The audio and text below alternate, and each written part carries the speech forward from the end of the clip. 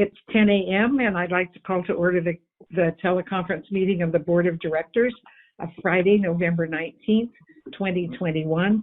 Please note this meeting is being recorded. Madam Secretary, would you please call the roll? Thank you, and good morning again, everyone. Starting with Director Arnold, absent. Director Conroy, absent. Director Fredericks. Here. Director Garbarino. Here. Director Giudice. Here. Director Grosball. Here.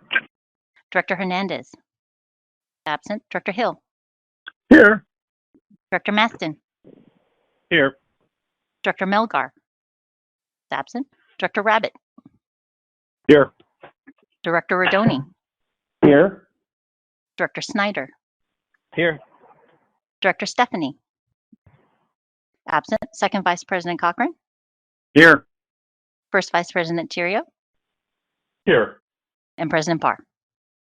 Present. Thank you. You have 12 members, so you have a quorum. Staff on the line, Dennis Mulligan. Good morning. Joe Wire. Yes. Eva Barr Furbish. Present. Perfect. Kim Manolius. Good morning. Thank you. Steve Miller. Present. Good morning. Mona Babata. Present. Jim Swindler. Present. And Kelly Hopper. Present. Great. Thank you very much. That confirms staff on the line. Thank you. And thank you for joining us this morning. We appreciate your continued patience as we continue to conduct our business in this manner. I'll be asking if board members have any comments and or questions on the agenda items. If there are questions, the secretary or I will call on you accordingly. After the discussion, we'll be taking the appropriate roll call vote. If you are not speaking, please remember to mute your phones to minimize the noise on today's call. And more importantly, remember to unmute and identify yourself when you're speaking. Each page of the meeting packet is, of course, numbered on the bottom right corner to make it easier to follow along. Second Vice President Cochran, since Director Hernandez is not on the call today, could you please lead us in the Pledge of Allegiance? I would be happy to. Please join me. Thank you.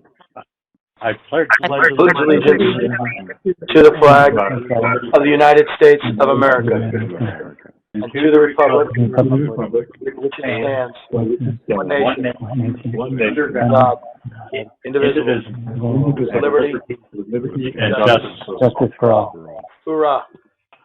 Yeah, thank you. Thank you very much. Thank you, Second Vice President Cochran. Madam Secretary, would you please continue with the next item on the agenda? We're going to move on to item 4, public comment for any and all items on today's agenda. If you wish to speak on an item and you don't have to wait for it to come up, let's speak to it now, please. Justine Bach is assisting today to moderate our public line. So Justine, I'm going to turn it over to you so you can introduce our first speaker. Thank you very much. Good morning. Our first speaker this morning is Kimberly Renee Gamboa. Please go ahead. Good morning. My name is Kimberly Renee Gamboa, and I am holding one of my favorite photos of my 18-year-old son, Kyle Emerson Gamboa.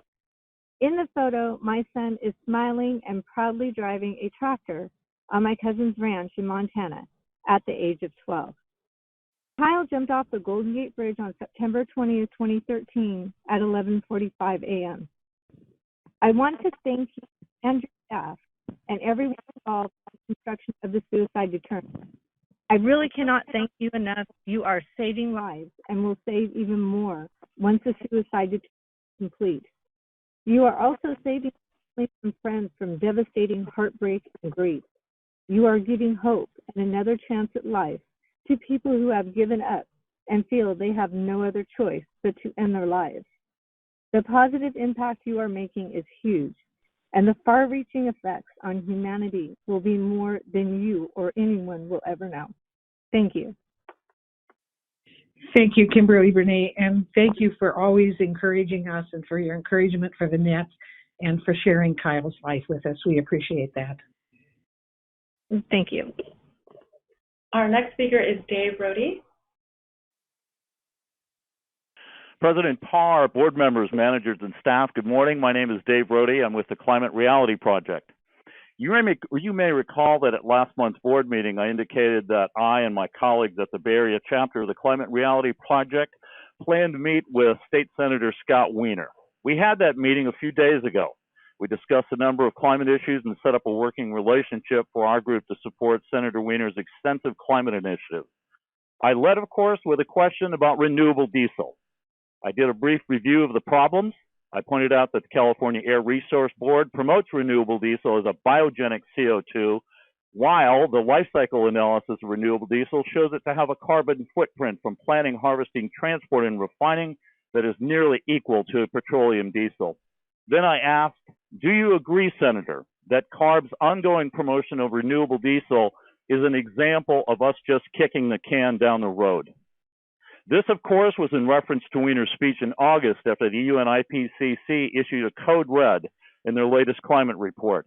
He said then, California has a responsibility to lead on climate change and act now. We need to stop kicking the can down the road. He said he shares my concerns about renewable diesel, that it was intended to be a bridge fuel, but is now slowing our progress toward cleaner solutions. Reminding him of his past membership on your board, I said I thought that without CARB's position on renewable diesel, the Golden Gate Bridge District would be moving faster toward electric ferries and buses. No worries, he didn't throw you under the bus. He made no comment. And of course, I wasn't trying to throw you under the bus. I was trying to throw CARB under the bus. I know that many of you, like Senator Wiener, would like to do everything you can to help address the climate crisis, and I'm well aware of how challenging that can be. You have a broad set of responsibilities, and I see how seriously you take them. Every Golden Gate Bridge District bus and every ferry full of people who aren't driving to their destination is a win. And I love the irony that you keep charging cars more and more to cross the bridge into San Francisco to help finance your commuter systems. Another win. But here's what I'm asking. Don't let CARB policies rule you. When I asked Senator Wiener about CARB, he said something to the extent that they're a tough nut to crack. So remember, they're just setting minimum standards. They don't have a seat on this board. Back in May, per CARB regulations, you approved a zero-emissions bus plan in which you put off the purchase of 16 new zero-emissions buses until 2026. That plan meets CARB policies, but it doesn't have to be yours. You can do better. Please consider spending some of the $57.7 million that the FTA just awarded you on electric buses and on electric ferry infrastructure. Consider every policy you enact, every financial decision you face in light of the climate crisis. You need to achieve zero emissions sooner rather than later. I thank you for all the work that you do, and you all have a wonderful Thanksgiving. Thank you, Mr. Rohde. Same to you. Our next speaker is Kim Stryker. Kim, go ahead. Thank you. Hello, President Parr and members of the Golden Gate Bridge District. I'm Kim Stryker. I live in San Francisco, and I'm also a member of the Climate Reality Project. I attended the meeting with Scott Wiener and other Climate Reality representatives on Tuesday, led by Dave Brody. And as was quite clear at the end of the COP26 meeting last week, there's much to do and not much time to do it. You have the possibility of establishing a model for electric ferries in this district for the state. Biodiesel, with some small exceptions, is a diversion from the work we need to do to electrify every form of transit in this state as soon as possible.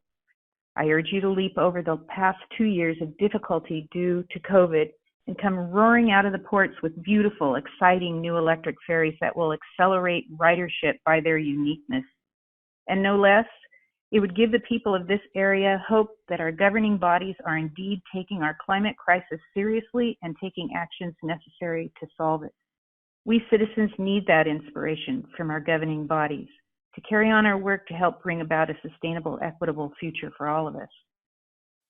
It all adds up, and the stakes couldn't be higher. Thank you very much for your time. Bye-bye. Thank you, Ms. Stryker, for your comments. Our next speaker is Shane Weinstein. Shane, go ahead. Good morning, Chair Shane. Parr, can you hear me? Yes, I Good morning, can. Chair Parr, distinguished. Awesome, thank you. Good morning, Chair Parr, distinguished directors. My name is Shane Weinstein. I'm the president of Amalgamated Transit Union, Local 1575, representing nearly 700 extremely concerned active and retired bus operators at Golden Gate Transit. There really is no other way to put this, but the bus operator pension, the ATU pension that you'll hear about today, is not only an emergency status, but with the mass exodus of operators lost to retirement quitting just within months, this plan is on the verge of collapse. I am respectfully asking that every director look into this matter, educate yourselves on the history of this plan and how it got to such a miserable point, and direct staff to implement a rehabilitation plan as soon as humanly possible. This needs an intervention. Before I became president in 2018, underfunding the bus operator pension plan seemed to be acceptable practice. Seemed to be acceptable practice for the GM to negotiate terms that would underfund the plan rather than listening to what the plan actuary has to say. And why? Do you know of any other company that would knowingly negotiate to underfund a plan? Do you know of another plan that does not listen to their plan actuary? You probably don't, because that practice is irresponsible and can have devastating effects on thousands of lives. This is a case currently for bus operators. Mr. Mulligan has been the GM of this bridge since 2010, and during that time, there have been at least 3 contracts signed with his signature, which have all severely underfunded the plan. Controller Joe Wire and District Counsel Molly Cabin both have and currently negotiate at the bargaining table, taking direction from Mr. Mulligan. Contract over contract, they have also knowingly negotiated to underfund this pension plan through multiple contracts. So I ask again, why? Why for a pension plan that's gone from 140% funded and not even 20 years ago to under 50% currently, we have continually negotiated and sign off on what would clearly underfund this plan. But most importantly, why is the district still negotiating to underfund this pension plan? It must stop. Underfunding may have been acceptable practice to those people and maybe even past union officials, to be honest, but this leadership and this local certainly are not okay with any of this. Directors, I would like to point your attention to agenda item number 10D, starting on page 69 of your packet. It is extremely clear that the GM believes he can change vested rights for current employees due to the Acera case. If that's what the district is hanging their hat on, I guess you have the right to do so, but the California rule has been longstanding and it continues to be precedent. Also on page 70, directors, Mr. Mulligan says, and I quote, the ATU Plan's Board of Trustees adopted a plan amendment in 2020 to revise the plan's service credit rules to align with CalPERS service credit rules and eliminated the ability to earn service credit during an unpaid leave of absence going forward. This local has already given up our medical benefits last year to put in an extra 10% into this plan. This local has implemented service credit rules. This has all been done in 1 year. The local is doing its part, but we need the district to do its part. Thank you very much. I hope everybody has a happy holiday season. Thank you, Shane. Our next speaker is John Doherty. John, go ahead. Yes, good morning. Good morning, Madam President and Bridge Directors. This is John Doherty, Business Manager, IBEW Local 6. We have been trying to negotiate a renewal of our contract with the district, which expired in June of 2020 for some 507 days.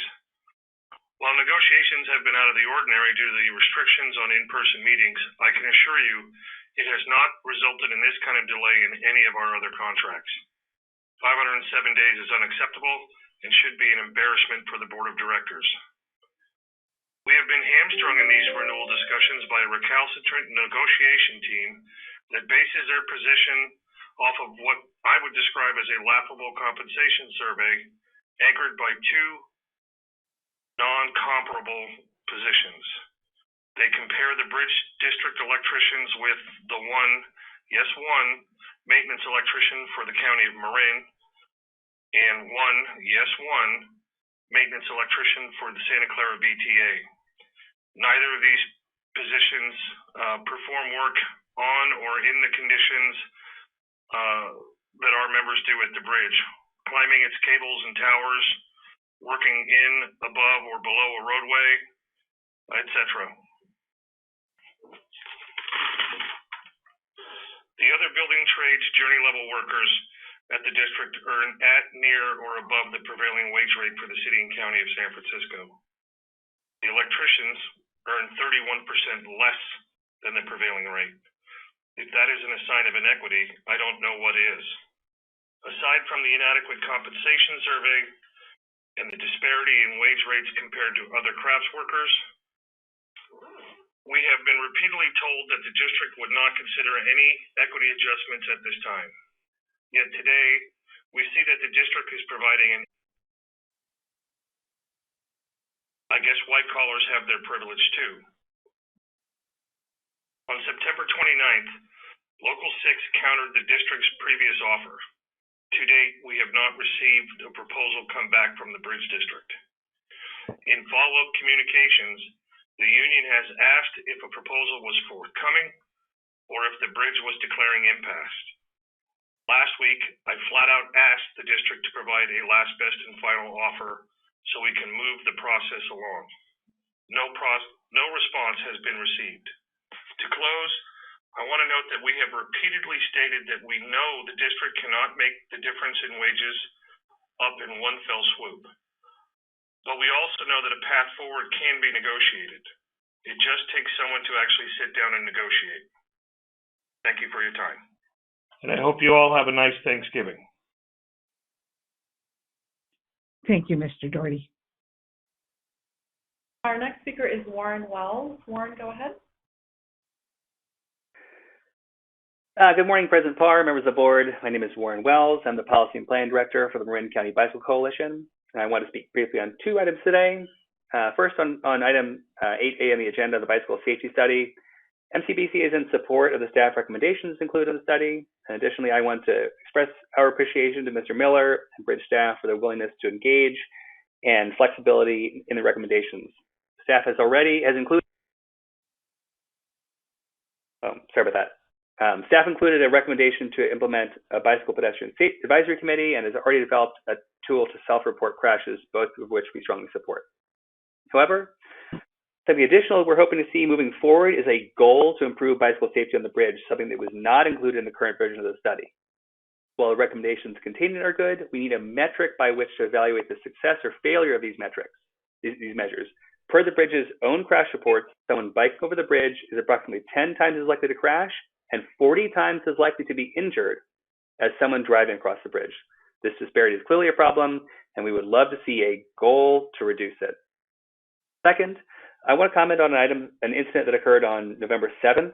On that day, the Golden Gate Bridge hosted the annual half marathon, which closed both the east and the west sidewalks between 6:30 and 10:30 a.m. Very little notice was given to the bicycle riding community, aside from some sandwich boards on the bridge approaches. No outreach was done to either Marin County or San Francisco Bike Coalitions. No email went out via the automatic notification system, and nothing was posted to social media. As a result, hundreds of riders arrived at the bridge, only to find 2 low-capacity shuttles capable of carrying a fraction of the people who ride across the bridge during that period. Some people waited as long as 45 minutes, some gave up on their trip, and still others biked home, put their bikes in the car, and drove across the bridge. We ask that better policy around notification be implemented so backups like this don't happen in the future. And additionally, we would humbly request that travel by bicycle be treated as a viable and worthy mode and not treated as expendable and readily cut off when a recreational event is scheduled. In a time of climate crisis, we need to be encouraging zero-emission travel rather than severely limiting it on a Sunday morning, exactly when the greatest number of people are trying to bike across the Golden Gate Bridge. Thank you so much for all your time and attention, and I wish everyone the best holiday time. Thank you, Mr. Wells. Our next speaker is David Knott. David, please use ** to unmute yourself to speak.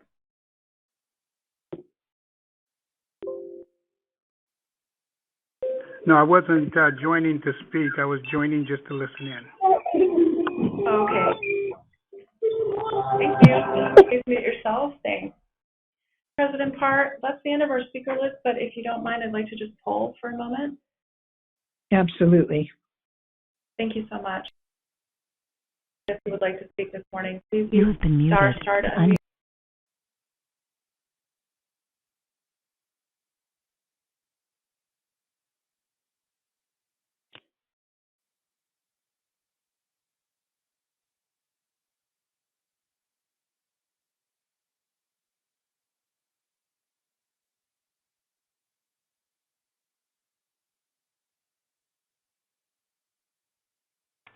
Hello? Hello?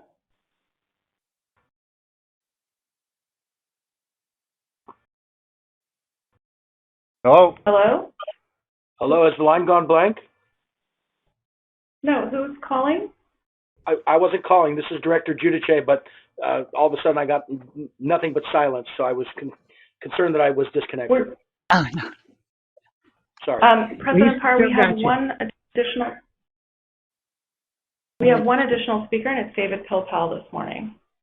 All right. Good morning, David. Good morning. I wasn't planning to speak to the board. I've spoken several times yesterday and today already, but I did just take another look at the staff report for item 10D on the pension funding, and as I said yesterday, I found it illuminating on differences in employee and employer contribution rates, but my further review, there was additional detail that I missed the first time around about plan governance and the legal requirements for the various pension funds, and that there are key differences between the ATU plan and the IBU and MEBA plan. So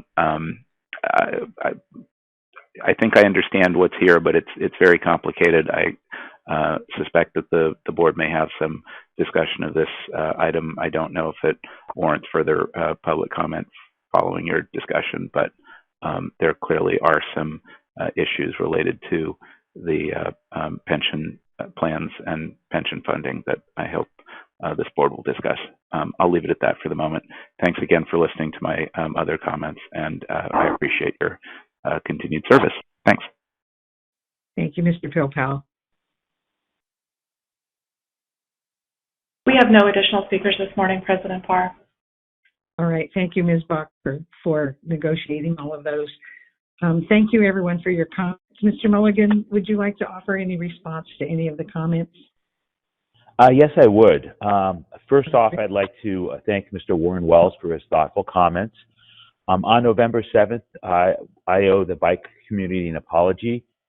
We screwed up, to be blunt, and we didn't do our normal notification process. So we've implemented some changes to make sure it doesn't happen again. And what we've implemented now is both text and email notifications for all Bridge Alert subscribers. Previously, we'd send out notifications to the coalitions. So the new notifications went out for the next event on the 14th of November, the Mermaid Run. And we'll continue to reach out to the San Francisco Marin Bike Coalitions in advance of events that require sidewalk interruptions, and that we will also directly access people that sign up for the alerts, which is how we communicate with a lot of our other customers. And we look forward to seating the new District Bicycle Advisory Committee and reviewing information with them and having a productive feedback loop to hear suggestions and report back out on the suggestions. With respect to the testimony from Mr. John Doherty, I would like to offer one thing, and that is it's longstanding, legally accepted that the published prevailing wage rates, such as he referenced for the City and County of San Francisco, are appropriately higher than the wage rates for public sector employees. In fact, just this summer, the California State Supreme Court issued another ruling where they reiterated that point and quoted prior precedents where various issues arose, and it was clearly stated that because public employees work all year round and they don't work sporadically based on how the economy is doing for building, that they're paid higher. So I just wanted to put that out there. With respect to Mr. Shane Weinstein's comments, we look forward to the presentation later this meeting and a discussion with the board on that. With respect to Ms. Kim Stryker and Dave Brody, it is true that we use renewable diesel as a bridge fuel. We have relied upon the California Air Resources Board. With respect to the recent Federal Transit Administration money that Mr. Brody referenced, we do not look to divert that to speed up our electric bus purchases or electric ferries, because we need that money to retain our staff and to avert layoffs. So the $57 million that he referenced that FTA gave us was from the American Rescue Plan, and we are still seeing a tremendous shortfall in our finances that I'll talk about more in the GM report. But we are excited about the new infrastructure bill that was passed earlier this week. It's over 1,000 pages long, but it includes a tremendous shot in the arm for infrastructure, including green infrastructure. So there may be opportunities to speed up our purchases of electric buses, and that we'll report back to you at future board meetings on that. And as always, we want to thank Kimberly Renee Gamboa for her advocacy and her assistance as we move forward with the Suicide Barrier Project. And that concludes my responses to the public comments, Madam President and board members. Thank you very much. This concludes public comments to the board. Madam Secretary, would you please continue to the next item on the agenda? Thank you. Before I move on, I'd like to let you know that Director Conroy joined us during public comments, so you know we're actually at 13 now. Oh, good. Welcome, Director Conroy. Item 5 is to approve the consent calendar, including approval of minutes from our October committee and board meetings, as well as ratification of previous actions by the auditor controller. And the consent calendar is located on pages 5 to 35 of your board packet. All right. And before we take our vote, are there any questions, comments, or concerns from board members on the consent calendar? Hearing none, may I have a motion on this item? Also move. The consent calendar. All right, thank you. It sounds as though we have a motion and a second. Is that correct, Madam Secretary? That's correct. Thank you. Would you please conduct a roll call vote? Thank you. Thank you to everybody to race to unmute. We'll have a first from Director Fredericks and a second from Second Vice President Cochran, starting with Director Arnold. Absent. Director Conroy. Aye. Director Fredericks. Yes. Director Garbarino. Yes. Director Giudice. Yes. Director Grosboll. Yes. Director Hernandez. Is absent. Director Hill. Yes. Director Maston. Aye. Director Melgar. Is absent. Director Rabbit. Aye. Director Rodoni. Aye. Director Snyder.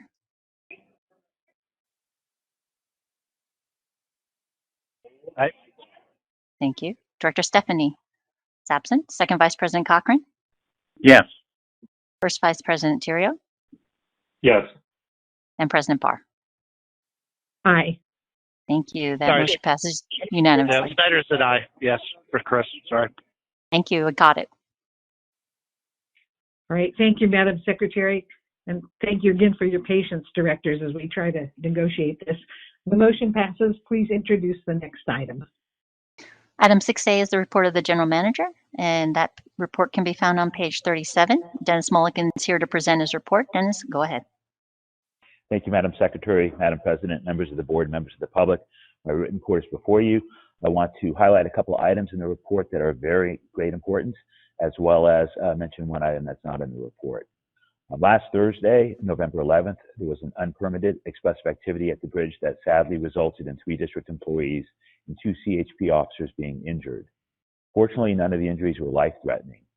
1 district employee and 2 California Highway Patrol officers were transported to the hospital. They were all released later that same evening. None of the injured individuals suffered any broken bones, but some of them were pretty banged up. As of this juncture, 2 of the 3 district employees are back at work, but 1 is off work and he has an MRI scheduled on his knee. With respect to the California Highway Patrol, 1 of the injured officers is back at work and 1 is still off work recuperating. This was not a permitted event. When we became aware of it through our Security Partner Coalition folks, we reached out to event organizers to encourage them to get a permit for their expressive activity. Those permits are free, but as part of that, you have to comply with the district's ordinance, and the ordinance strikes a balance between people's First Amendment rights and the desire to ensure a safe event, as well as the safety of all bridge users. Unfortunately, they chose to ignore our outreach and our ordinance. So staff developed an operations plan with the Security Coalition partners to address whatever may unfold. I might, for the sake of the newer board members, point out that the highway is the exclusive law enforcement jurisdiction of the California Highway Patrol. Our security staff are not sworn peace officers, so the CHP is a key partner to us as part of our Security Coalition. Additionally, for events like this, they can bring a lot of resources to bear, while our staff is somewhat limited in size. So they brought extra staff to the event, and we're very appreciative and grateful for that. On the morning of the event, organizers tried to deliver a large stage, sound system, and about a dozen porta potties to the bridge. They were stymied and unsuccessful in that delivery and setup. but they did arrange shuttle buses to deliver protesters to the bridge from San Francisco International Airport. So many of the participants flew in for this event. Ultimately, several hundred people gathered at the bridge. They gave speeches and rallied by the plaza by the Strauss statue. They had stated online beforehand and some during the day of that wanted to get on the roadway. It was an unlawful assembly. When they staged and protested next to the roadway as part of our security plan, one lane of traffic was closed. There were several CHP cars as people approached that closed lane to provide a buffer space. And then on the other end of it, there was a district aero board truck. Unfortunately, an accident happened during the protest that sent errant vehicles into that roadway space where staff were standing and CHP were standing, resulting in injuries. So as always, after these events, our staff and our security partners will conduct a thorough debrief. We'll assess lessons learned to be applied to future unlawful protests. As an aside, prior to this event, your attorney had reached out to me to suggest that next year that his staff work with my staff to revisit our expressive activity permit. But clearly this permit highlights the need for the restrictions that we have in our current expressive activity permit, and we'll be re-looking at all of that. Moving on to another topic of great concern to the district is something that affects funding. The prior public speakers mentioned some American Rescue Plan money that the district received. We're really pleased that we received that money in July from MTC, and we're using that to pay our staff. MTC allocated additional money on October 27th, but unfortunately that money may not be received for some time and is at risk. What's at play here is before the district can receive any money from the Federal Transit Administration, FTA sends the grant application to the U.S. Department of Labor for certification that the employer, the transit agency, has not infringed upon the collective bargaining rights of its employees. This is known as a 13C certification.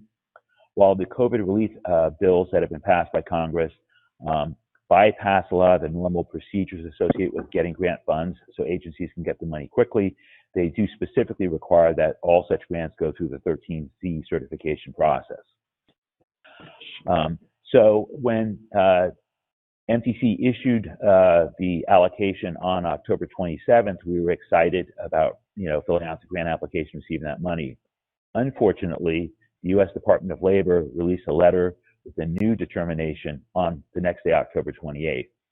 What's at issue here is the Amalgamated Transit Union, the ATU, has had several rounds of litigation challenging California's Public Employees Pension Reform Act of 2013.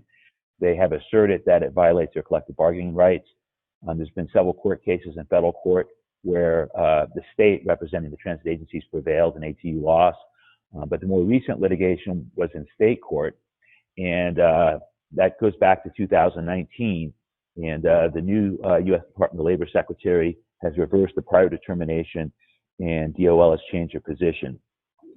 So at this juncture, we're not sure when we'll get that $43 million that MTC allocated on October 28th.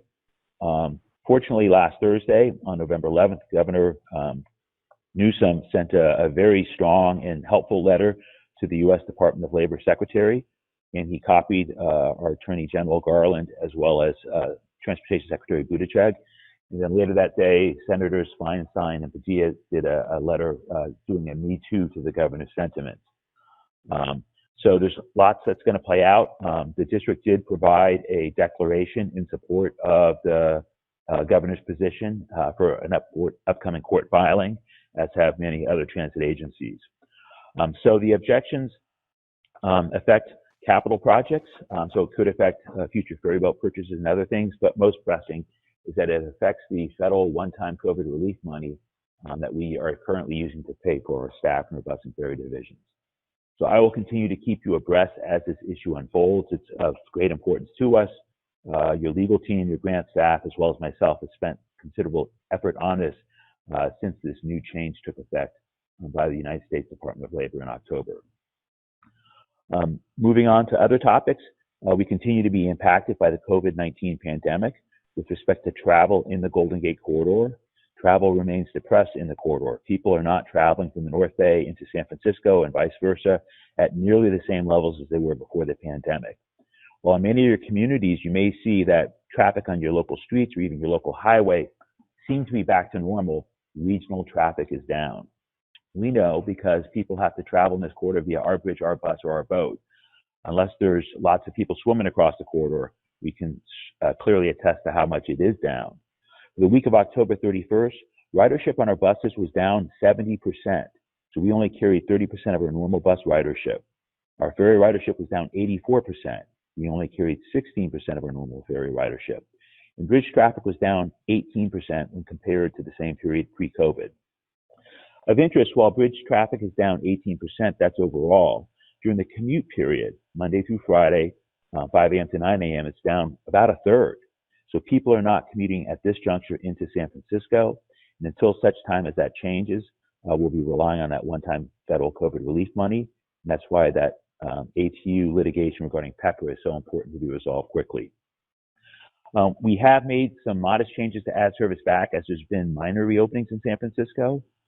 So we did add 2 morning ferry trips out of Larkspur about 6 weeks ago, and we added several bus trips on a couple of the routes that we're seeing some return. But at this juncture, the majority of offices in downtown San Francisco remain relatively closed. In the coming weeks, we will remove what we refer to as the triangle between Tiburon and Sausalito to go to San Francisco. Because ridership was so small, and we did not want to abandon the port, we have the morning commute trips from Tiburon not go directly to San Francisco because they oftentimes have only 15 passengers, but they then go to Sausalito to pick up another 30 folks and then go to San Francisco. That slows down the length of that trip. We know it's undesirable, but in anticipation of things reopening after the first year, we'll get rid of that triangle. We'll continue to monitor the reopening of downtown San Francisco and travel in the corridor. And as we see a return to travel, we will add back additional bus and ferry service. With respect to revenues, tolls and transit fares were down about $1.1 million that week as compared to pre-COVID levels. And so we look forward to downtown San Francisco to continue to reopen because our business is keenly tied to that. Unfortunately, NTC and the Bay Area Council are doing monthly polling of employers to track the reopening.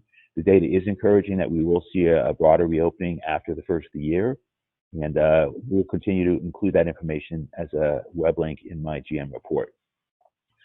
Also in my report, I have several other items to highlight. One that's not in my report I'll also mention is that for those board members that weren't available yesterday, at our Transportation Committee meeting, the Transportation Authority of Marin came and made a presentation regarding a proposed project to construct a direct freeway-to-freeway connector from northbound 101 to eastbound 580 in Marin County. And we're very appreciative of the efforts that TAM is making on that, and we'll continue to keep you appraised of that. With respect to our employees, I'm pleased to announce that we have several service awards this month. We have a bus mechanic, Donald Larbury, who has 30 years of service with us. He was hired on November 4th, 1991. He was promoted to a full-time bus mechanic in February of 1992 after serving a probationary period. Congratulations to Donald. We also have a 30-year service award to Antoine Chapman as a bus operator. He was hired on November 18th, 2021. So yesterday, he celebrated 30 years with the district. Another bus operator who was in the same class as Antoine was Francis Vasquez. He also was hired on November 18th. And he celebrated his 30th anniversary yesterday. Our bus business is put together so that it works for our customers by our scheduling department. And one of our scheduling employees has now celebrated 25 years with the service with the district, and that's Meredith Knott, a scheduling analyst in our bus division. She joined us on November 18th, 1996. And previously, she worked as a traffic management specialist and assistant chief of operations, and had a variety of different positions with the military at the Oakland Army base. Previously, she was named the Employee of the Month in October of 2002, and in her free time, she enjoys spending time with her husband and their children. For the Employees of the Month for November, after reviewing the nominations submitted by district employees, the Employee of the Month committee, which is made up of employees, selected electronic technician mechanics Daniel Knutson and Peter Pommies as the Employees of the Month for November 2021. They're recognized for their professionalism along with their can-do attitude towards solving problems. In particular, they work as part of the Farebox team that resolves issues with the equipment on our buses, which provides a vital interaction with our customers as well as a way that we collect money from them. We also have automatic passenger counters on our newest buses, and we have bus audio announcements. So there's a lot of technology on our buses. Actually, each of our buses has 6 routers on it. And so it's very important that all of that work well. And so that whenever we have problems, these individuals jump in and provide technical support and solve these. So our hats are off to them. Mr. Newton joined the district as an electronic technician mechanic, provisional in May 21st of 2018. He was hired as a permanent employee July 30th of 2018. He was born in San Francisco, and he's been a resident of Richmond since 1983.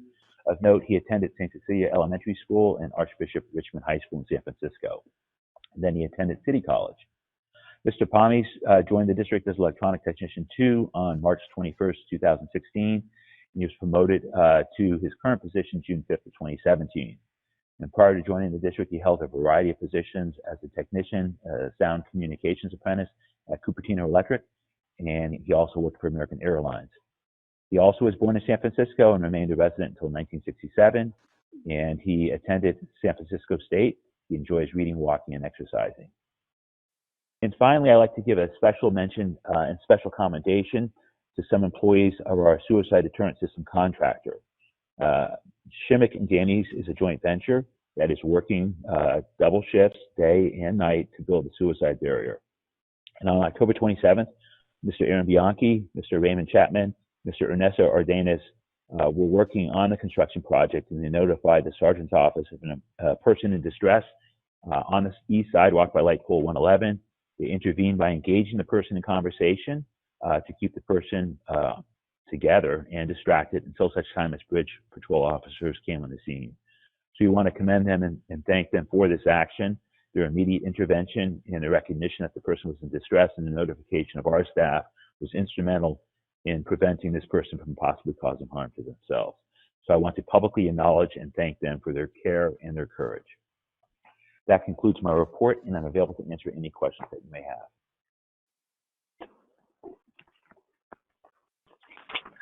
This is Patty. I don't have a question, but if I may, Madam Chair and Dennis.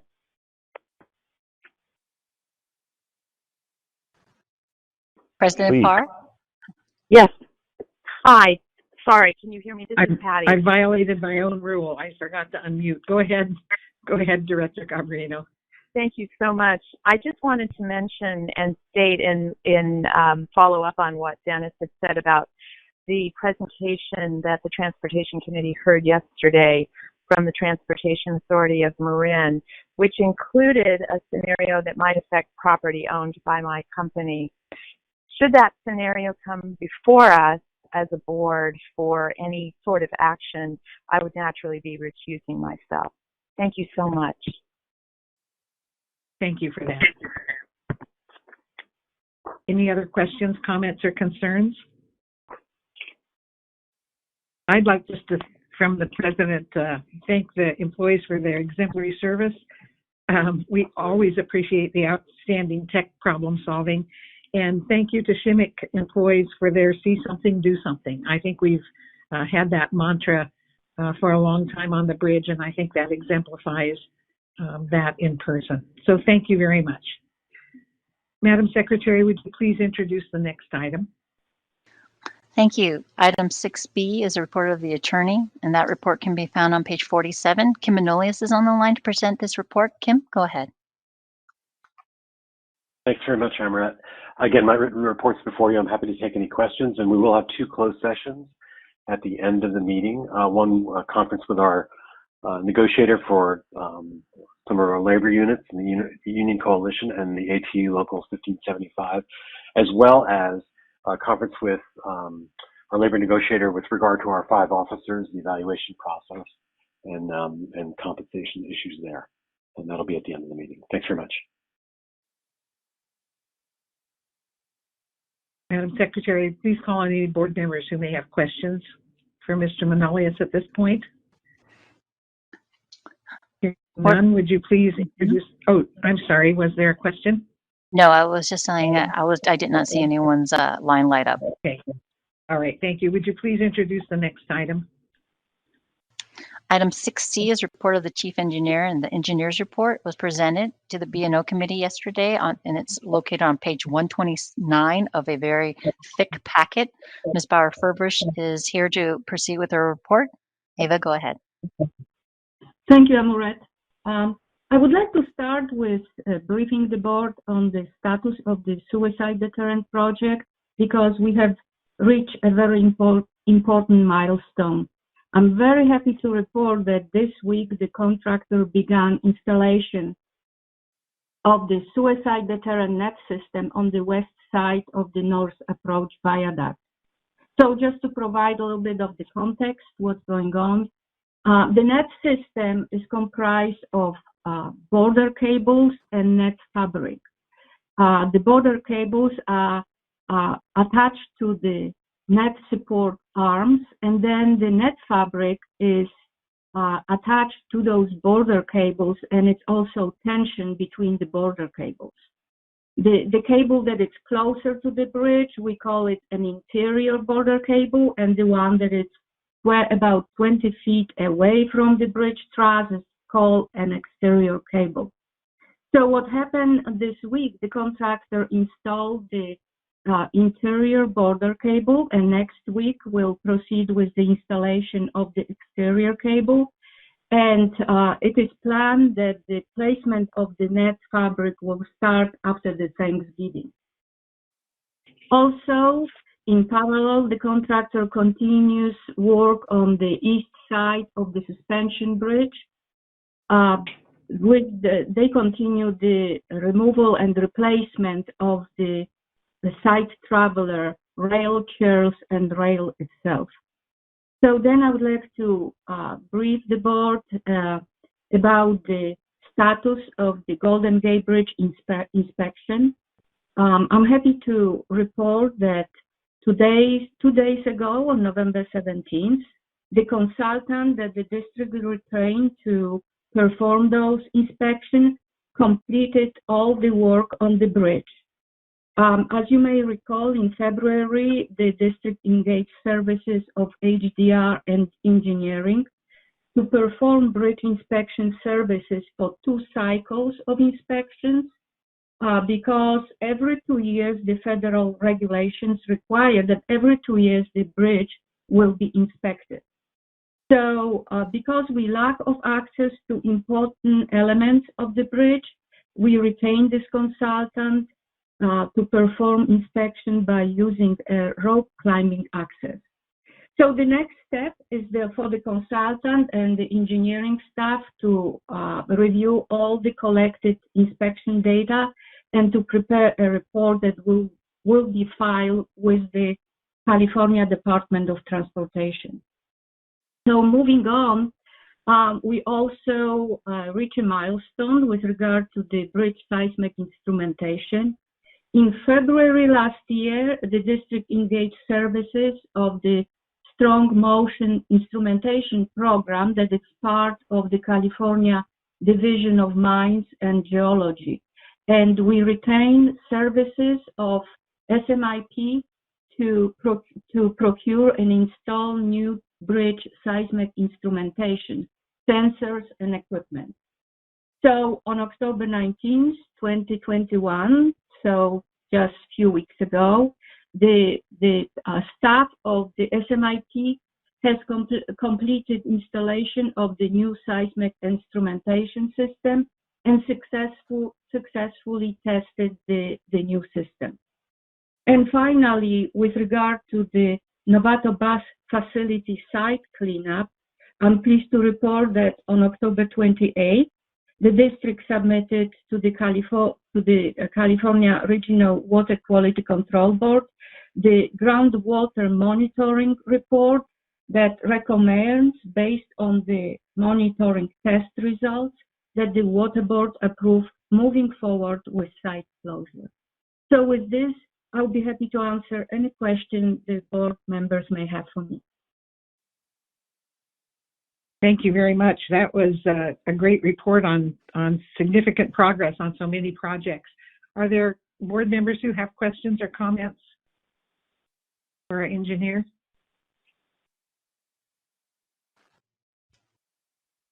All right, thank you so much, Ms. Bauer-Furbish.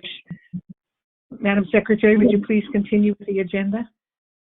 We'll move on to item 8 since there are no other reports. Under item 7, item 8A is the report of the Building and Operating Committee meeting of Thursday, November 18th. The summary of recommendations for this meeting is found on page 51 of your packet, and I'll turn it back to you.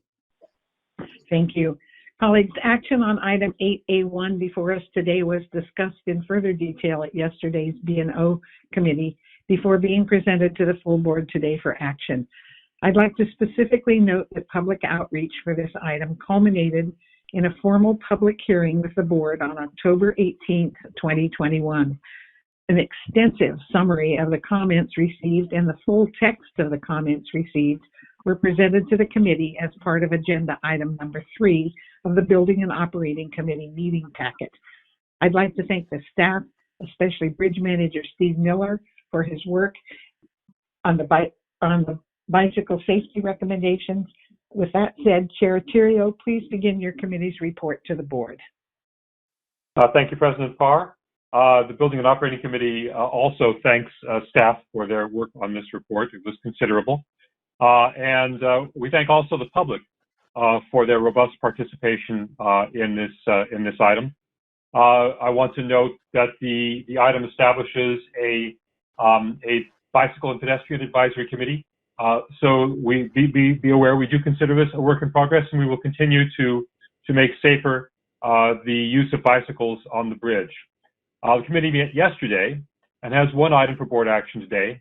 We recommend authorization of board agenda item number 8A1 to approve actions relative to the adoption of bicycle safety policies as follows.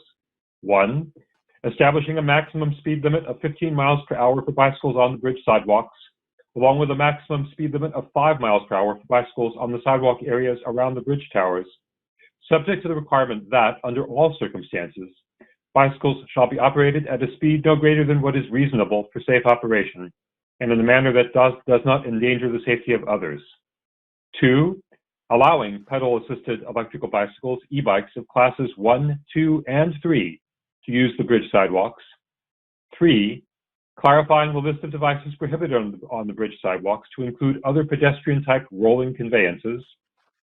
4, establishing a district bicycle and pedestrian advisory committee to ensure continued and ongoing engagement with bicycle and pedestrian users groups of the bridge and the district's bus and ferry systems. And 5, amending the district's master ordinance accordingly, and at the committee's request yesterday to include at the end of section 2, Golden Gate Bridge and Approaches, subsection G5, bicycles, and item A, the following sentence. Notwithstanding the foregoing, the general manager or his or her designee may permit bicycle traffic on the east sidewalk and at any time in response to severe weather conditions or other emergencies. And I so move.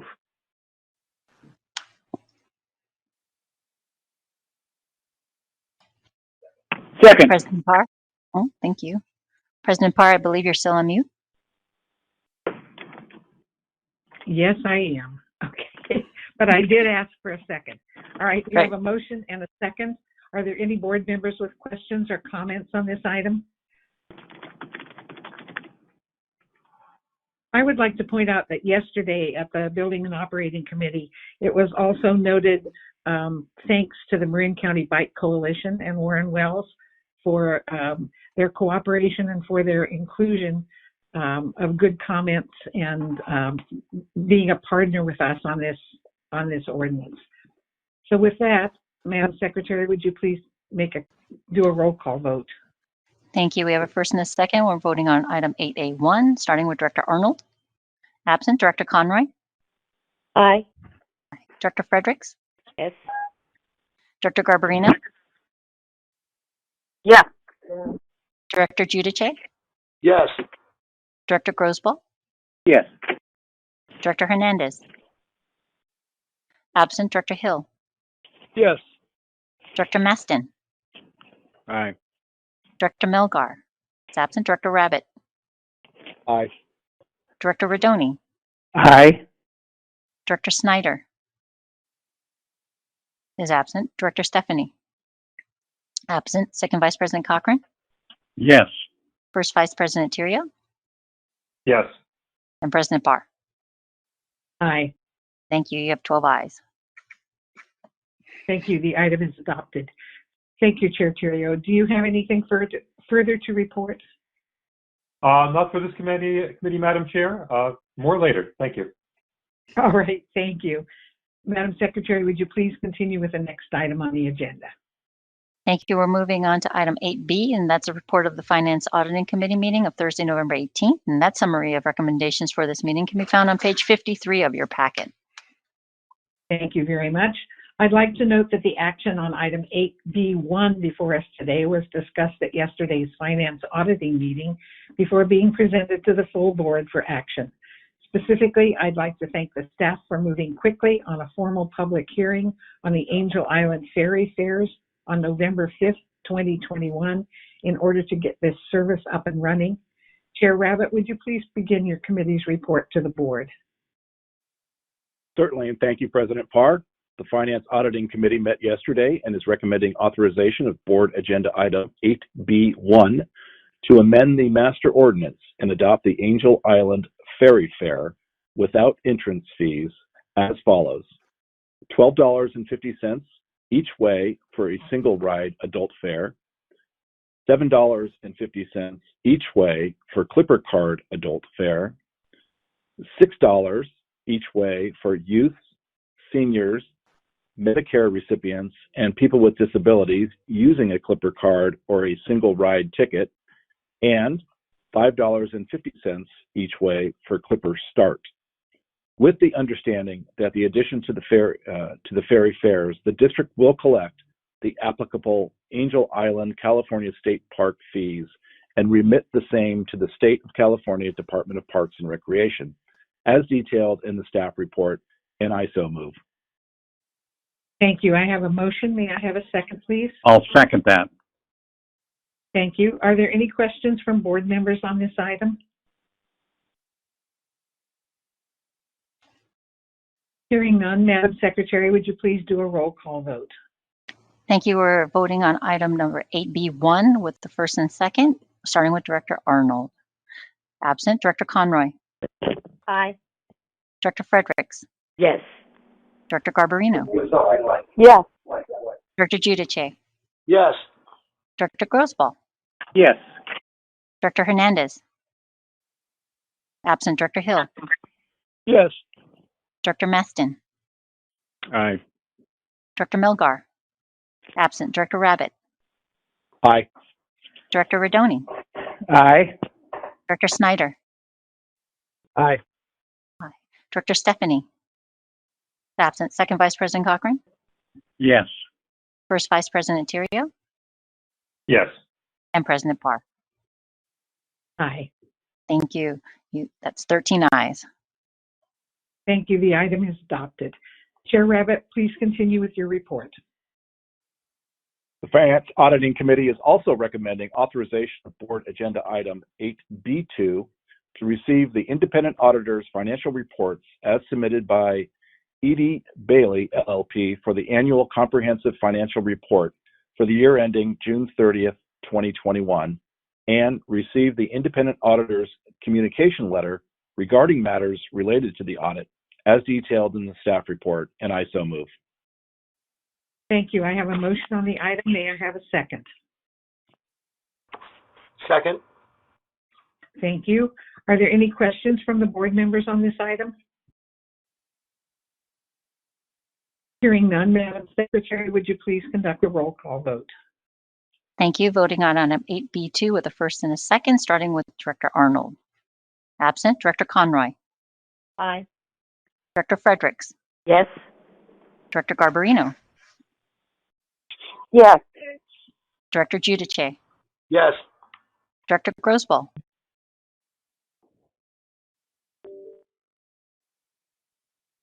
Director Grosbol is absent. Director Hill. I'm sorry, Director Yes. Hernandez. Sorry, going back to Director Hernandez was absent. Director Hill. Yes. Director Mastin. Aye. Director Melgar. Absent. Director Rabbit. Aye. Director Rodoni. Aye. Director Snyder.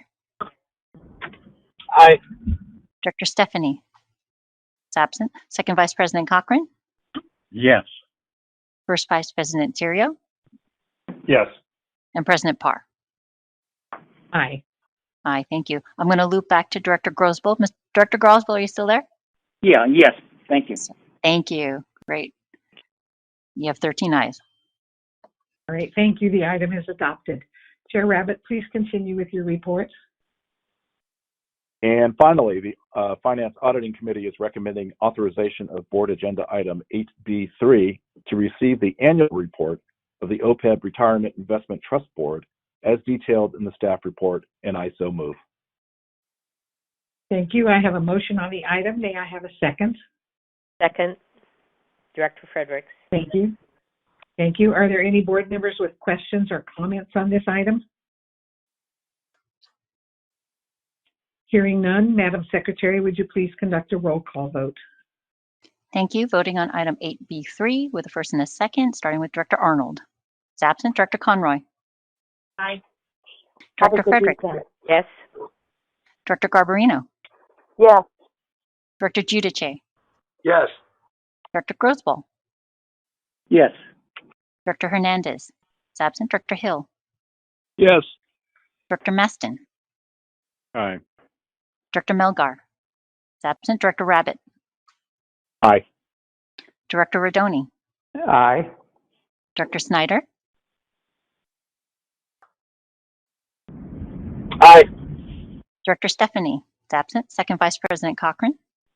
Yes. First Vice President Terrio. Yes. And President Parr. Aye. Thank you. That's 13 ayes. Thank you. The item is adopted. Chair Rabbit, do you have anything further to report?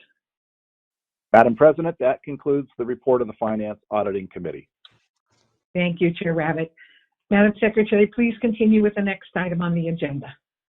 Moving on to item 8C is the report of the Rules Policy Industrial Relations Committee meeting of this morning, Friday, November 19th, and that summary of recommendations is found on page 55 of your packet. Thank you. And Vice Chair Terrio, thank you for filling in for Chair Arnold at this morning's meeting. Would you please begin your committee's report to the board? Yes, thank you again, President Parr. The Rules Policy and Industrial Relations Committee met this morning and is recommending authorization of Board Agenda Item number 8C1 to approve the 2022 Rules of the Board as amended and detailed in the staff report, and I so move. Thank you. I have a motion on the item. May I have a second, please? I'll second that. Great, thank you. Are there any questions, comments, or concerns from board members on items 8B1? Hearing none, Madam Secretary, would you please conduct a roll call vote? Thank you. And sorry, maybe I gave you the wrong script, but it's item 8C1, so we're voting on 8C1. Ah, yes, you did. It's 8C1. It's about time you made an error in the script. Thank you. Yeah. We have a first and a second, starting with 8C1. Director Arnold, 8C1. Do I still have, wait, do I need to check and make sure I still have a motion and a second if we change the number? No, you have a motion and a second on the right item. Okay. Is when you ask the question All for right. comments or concerns. All right, just the wrong number. Okay, thank you. Go ahead. We're voting on item 8C1 with a first and a second, and we're starting with Director Arnold. Absent, Director Conroy. Aye. Director Fredericks. Yes. Director Garbarino. Yes. Director Giudice. Yes. Director Grosbold. Yes. Director Hernandez. Absent, Director Hill. Yes. Director Maston. Aye. Director Melgar. Is absent, Director Rabbit. Aye. Director Rodoni. Aye. Director Snyder. Aye. Director Stephanie. Is absent. Second Vice President Cochran. Yes. First Vice President Terrio. Yes. And President Parr. Aye. Aye. Thank you. You have 13 ayes. Thank you. The item is adopted. Vice Chair Terrio, would you please continue with your report? Yes, Madam Chair. The Rules, Policy, and Industrial Relations Committee is also recommending authorization of Board Agenda Item number 8C2 to to approve reclassification of the payroll manager position with an 8% salary adjustment to increase the hourly salary as detailed in the staff report, and I so move. Thank you. I have a motion on the item. May I have a second? Second. Thank you. Are there any board members with questions or comments on this item? Hearing none, Madam Secretary, would you please conduct a roll call vote? Thank you. With the first and second on item 8C2, starting with Director Arnold. Is absent. Director Conroy. Aye. Director Fredericks. Yes. Director Garbarino. Yes. Director Giudice. Yes. Director Grosbol. Yes. Director Hernandez is absent. Director Hill. Yes. Director Maston. Aye. Director Melgar is absent. Director Rabbit. Aye. Director Rodoni. Aye. Director Snyder. Aye. Director Stephanie is absent. Second Vice President Cochran. Yes. First Vice President Tirio. Yes. And President Parr. Aye. Thank you. That's 13 ayes. Thank you. The item is adopted. Vice Chair Tirio, would you please continue with your report? Yes, Madam President.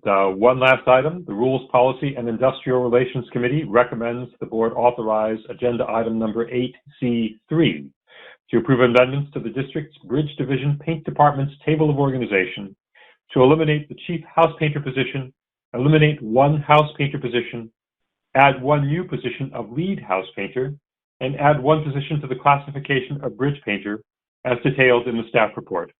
And I so move. Thank you. May I have a motion on the item? May I have a second? Director Hill, yes. Second. All right. I have a motion and a second. Are there any board members with questions or comments on this item? Hearing none, Madam Secretary, would you please conduct a roll call vote? Thank you. Voting on item 8C3 with the first and second, starting with Director Arnold, who's absent. Director Conroy. Aye. Director Fredericks. Yes. Director Garbarino. Yes. Director Giudice. Yes. Director Grosbol. Yes. Director Hernandez is absent. Director Hill. Yes. Director Maston. Aye. Director Melgar is absent. Director Rabbit. Aye. Director Rodoni. Aye. Director Snyder. Aye. Director Stephanie is absent. Second Vice President Cochran. Yes. First Vice President Tirio. Yes. And President Parr. Aye. Thank you. You have 13 ayes. Thank you. The item is adopted. Vice Chair Tirio, do you have anything further to report?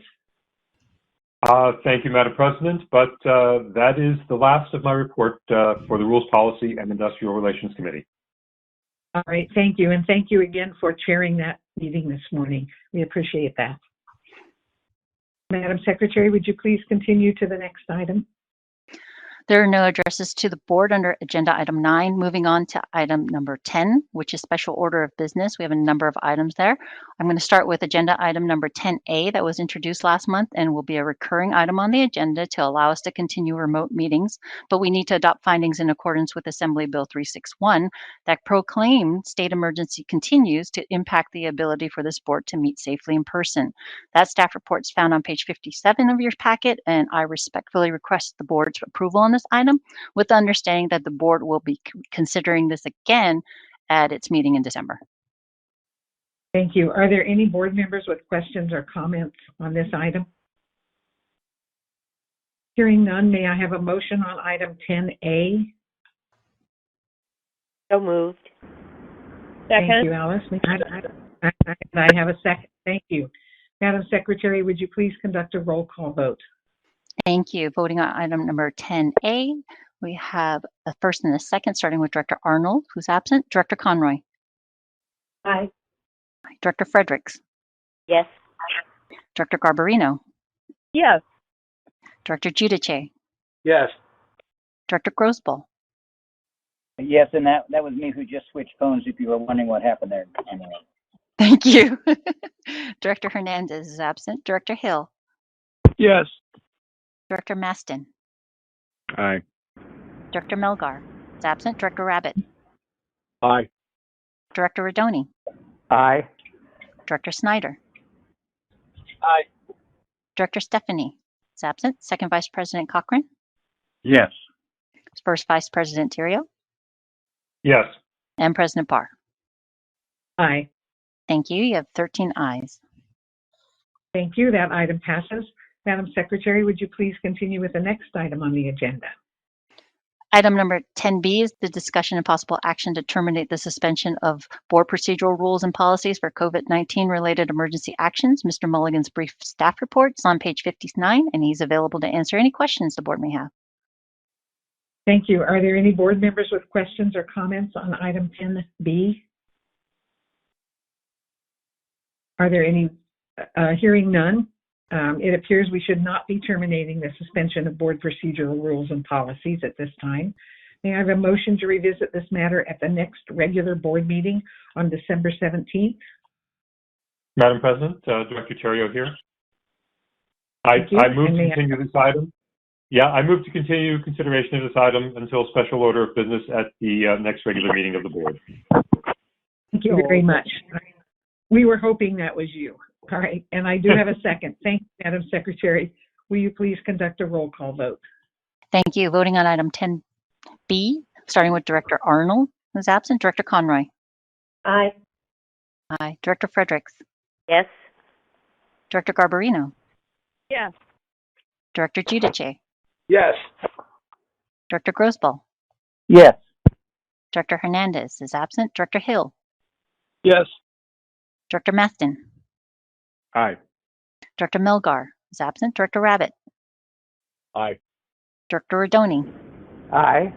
Director Snyder. Aye.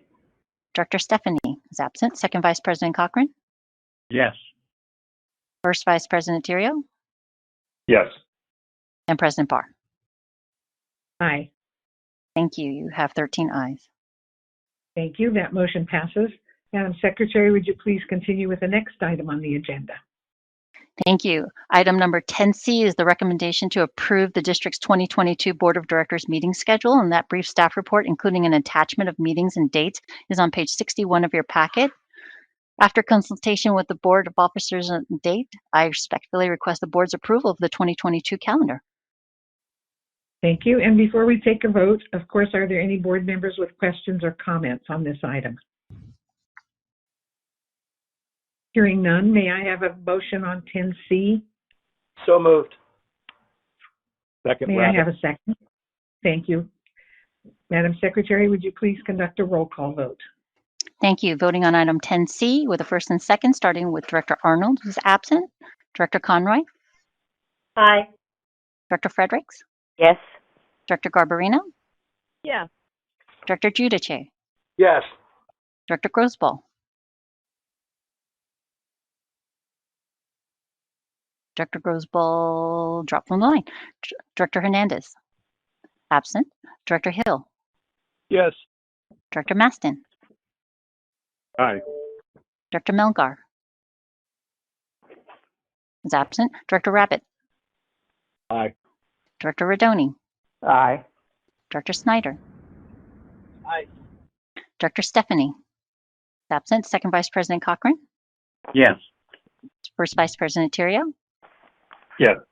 And President Parr. Aye. Thank you. You have 12 ayes. Thank you. The item is adopted. Madam Secretary, please continue to the next item on the agenda.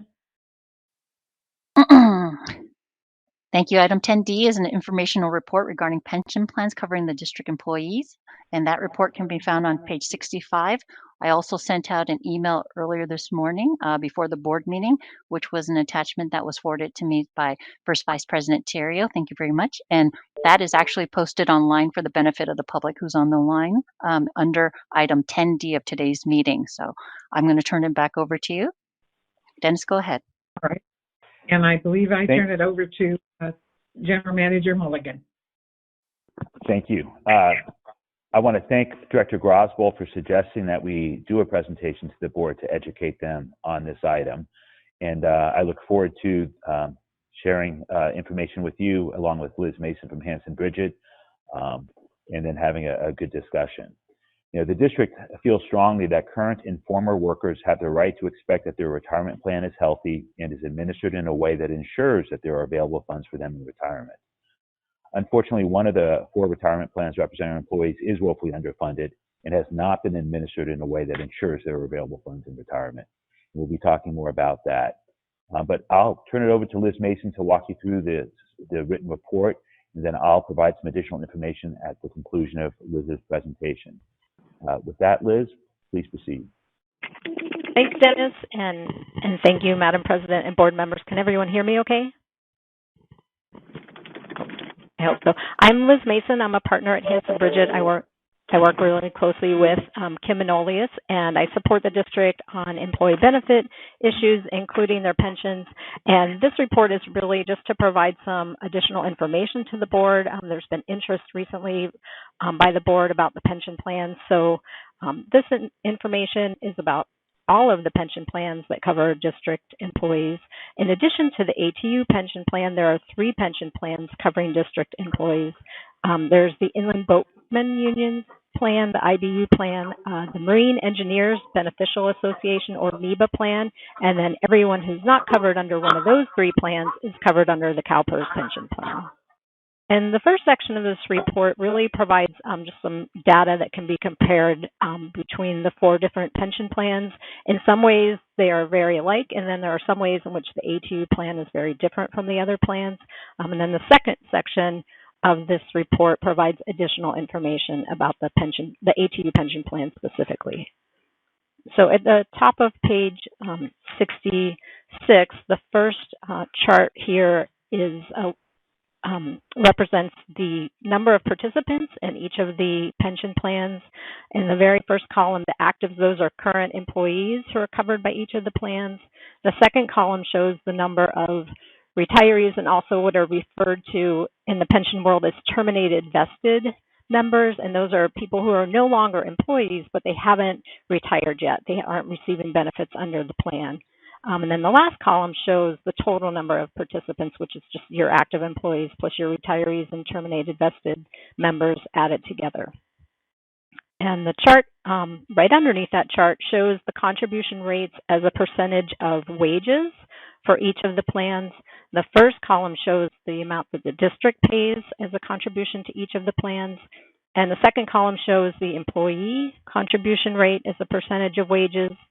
And then underneath that chart, we have bullet points that also include the budgeted amount for fiscal year 21-22 for each of the pension plans, the total contributions. And on page 67, we have more information about the contributions, and just wanted to point out that for the ATU plan, the contributions that are made by both the employer and employees are set by the bargaining parties and set forth in the MOU. And the benefit levels under that plan are set by the trust board that administers the plan. That's also the case with the IBU and the MEBA plan, although those plans cover employees that work for employers other than the district. The next chart shows the current market value of plan assets as of, I think for 3 of them, the end of June of this year, and for the MEBA plan, the end of April, which was the most current information that we had. The market values for the CalPERS, the IBU, and the MEBA plan are for the plan as a whole. So it includes assets related to employees for employers other than the district, whereas the ATU number here, that just relates to employees of the district. The chart underneath that is represents the percentage funded or the level of funding for each of the plans. And this is determined by each of the plan's actuaries, and it's a relation of the market value of assets as a percentage of the plan's accrued benefit liability. So basically, everything that's currently owed into the future, projected forward, all of those benefits are the accrued liability. And the percentage funded shows that if all of those projections were true, how much of those benefit liabilities could the plan actually meet based on the market value of plan assets. So you'll see, as Dennis mentioned, that the ATU plans funded percentage is 52%, which is much lower than the other plans. And beginning on the bottom of page 67 and then at the top of page 68, we show the 5-year investment returns for each of the plans. And we have a note that the MEBA pension plan has a very conservative investment strategy, which is different from the other 3 plans. I can stop here and answer any questions about that information or continue to the second section, which is just more information that's specific to the ATU plan. If one of the board members has questions, just type in and introduce yourself.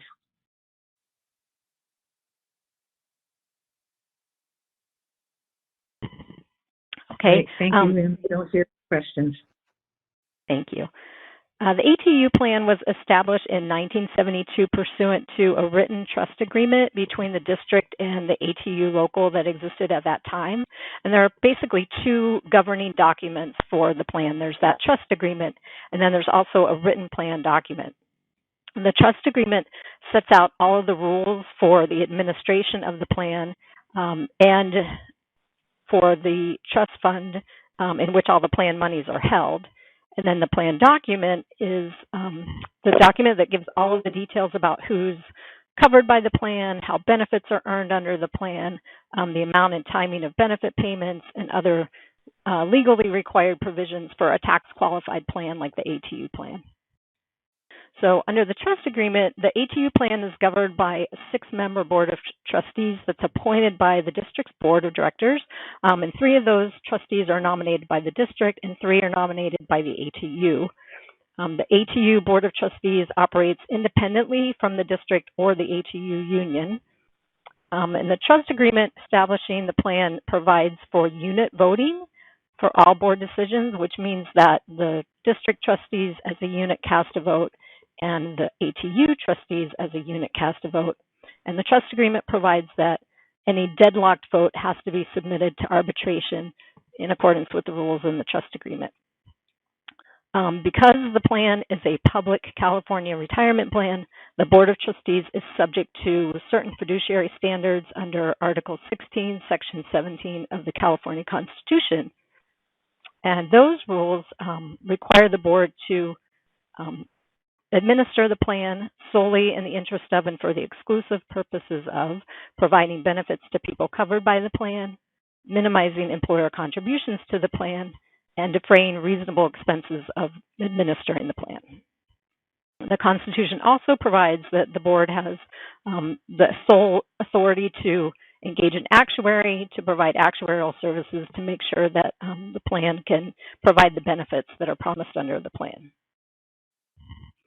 Under the trust agreement and the written plan document, the Board of Trustees is authorized to establish any rules and procedures that are required for plan administration, invest the plan assets, hire professionals to help with plan administration and operations, and to make certain changes to benefits under the plan, subject to the fiduciary standards in the California Constitution. The plan document requires that the board, in making benefit changes, consider certain factors, including but not limited to the plan's funding status and the estimated accrued liability for benefits, the estimated actuarial impact of the change, and the impact of any changes on the cost of living of retirees. On page 69, I think this is the information that was discussed earlier. Unlike the IBU and the MEBA plans, the ATU plan is not subject to the minimum funding standards under federal law that apply to those type of collectively bargained plans. Under those rules, plans like the IBU and the MEBA plan have to comply with minimum funding standards that are set forth in the Internal Revenue Code. And if not, the boards of trustees of those plans are required to take specific action within that legal framework to either increase benefits, increase contributions, decrease benefits, or some combination of both that are designed to improve the plan's funding status to specific statutory thresholds within the required time frame. There is no similar legal framework for the ATU pension plan, which means that The Board of Trustees of that plan is not required to take any specific legal action to improve the plan's funding status, regardless of that percentage. However, as fiduciaries, the ATU trustees are legally obligated to take steps to ensure that the plan remains financially sound. Recently, the board has asked the plan's actuary to analyze some specific plan changes and how those would affect the plan's funding level. In response, the plan's actuary has identified some changes that were projected to eventually result in full funding of the status of the plan at the current contribution levels. And finally, starting on page 69, right in the middle, there are a few unique benefit features of the plan that we wanted to talk about. These are things that do compound the funding issues with the plan. The first is what we call unreduced early retirement. So under any of the other pension plans, if a participant retires before reaching normal retirement age as defined in the plan, their benefit is actuarially reduced to take into account the fact that they'll be receiving benefit payments for a longer period of time and they're starting to receive them earlier. But under the ATU plan, there is no reduction in benefit amounts for early retirement, and employees can retire as early as age 50 with 25 years of service.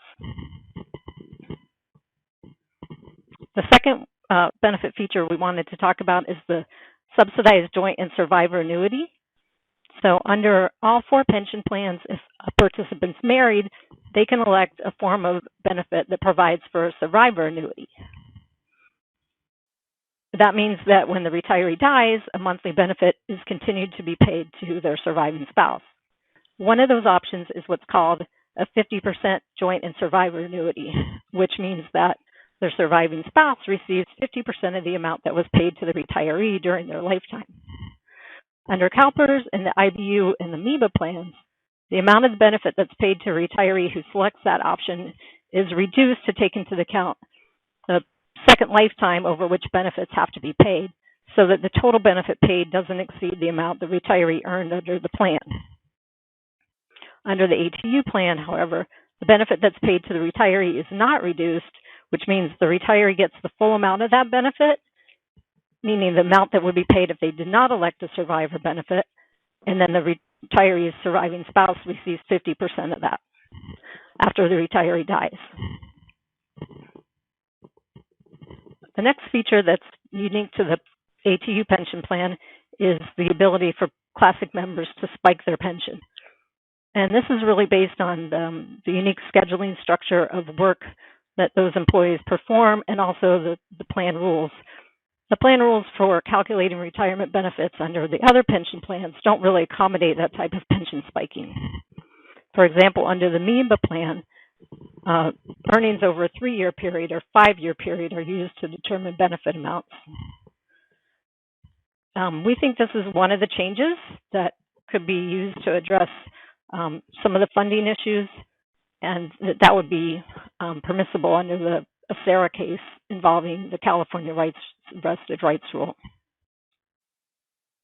And finally, service credit. Recently, the service credit rules were revised, but before 2020, the service credit rules allowed employees who are absent from work due to an unpaid personal leave of absence, for example, if their driver's license was suspended, to continue to earn additional years of service credit during that leave of absence. So that was revised by the Board of Trustees with a plan amendment in 2020. And then at the bottom of page 70, we have a little bit more information about the ACERA case that the California Supreme Court decided last year.